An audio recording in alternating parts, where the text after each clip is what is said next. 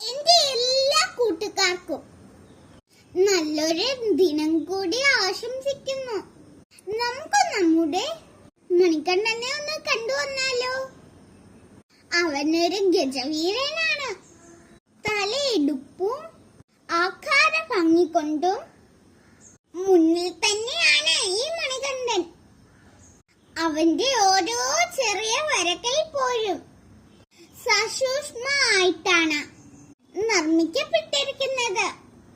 അവന്റെ നീളം വാലുകള്, അതിലെ ആനവാലും മണികണ്ഠന്റെ ഓരോ നഖങ്ങൾ പോലും എത്ര കൃത്യതയും വ്യക്തവുമായിട്ടാണ് നിർമ്മിക്കപ്പെട്ടിരിക്കുന്നത്.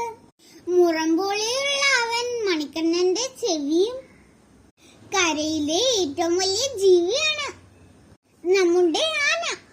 ആനക്കുട്ടന്റെ ശരീരം വലുതാണെങ്കിലും അവന്റെ കുഞ്ഞു കണ്ണുകളാണ് ഉള്ളത്. തലയെടുപ്പോടു കൂടി നിൽക്കുന്ന ഓരോരോ ഗജവീരന്മാർ ആരോഗ്യ നികേതനം, തീം പാർക്ക്, കുളനട, പന്തളം. എന്റെ കൂട്ടുകാർ എനിക്ക് ലൈക്ക് അതാ ഒരു സൈഡിലായി പാണ്ടക്കുട്ടന്മാരുമുണ്ട്. ബ്ലാക്ക് ആൻഡ് വൈറ്റ് നിറത്തിലായി അവനങ്ങനെ തിളങ്ങി നിൽക്കുന്നു. നമ്മുടെ രാജാവാണ് സിംഹം. എല്ലാരെയും ശ്രദ്ധിച്ചുകൊണ്ട് അങ്ങനെ ഇരിപ്പാണ് അവിടെ.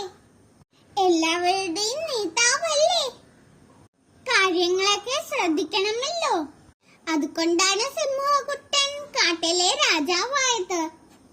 കൂടെ പുലിയുമുണ്ട്. പുലികളില്ലാത്ത കാര്യമുണ്ടോ? അങ്ങനെ കാട്ടിലെ രാജാക്കന്മാരൊക്കെ അങ്ങനെ നിൽക്കുകയാണ്. അതിരാവിലെ നമ്മളെ വിളിച്ചുണർത്താനായി നമ്മുടെ പൂവൻകോഴിയും എത്തിയിട്ടുണ്ട്. അതിരാവിലെ നമുക്ക് ഉണരേണ്ടേ? കൂവി വിളിക്കാനായി കോഴിക്കൂട്ടങ്ങളും, കൂടാതെ വേഴാമ്പലുമുണ്ട്. കേരളത്തിന്റെ സ്വന്തം സംസ്ഥാന പക്ഷിയാണ് നമ്മുടെ വേഴാമ്പല്. ഇത് മാത്രം പോരാലോ, കുട്ടികൾക്ക് കളിക്കാനായി നിരവധി റൈഡുകളും ഈ ആരോഗ്യ നികേതനം തീം പാർക്കിൽ എന്നെപ്പോലെ നിരവധി കൂട്ടുകാരും എത്തിയിട്ടുണ്ട്. ഒരു സൈഡിലായി ഞങ്ങൾ അങ്ങനെ കളിക്കുകയും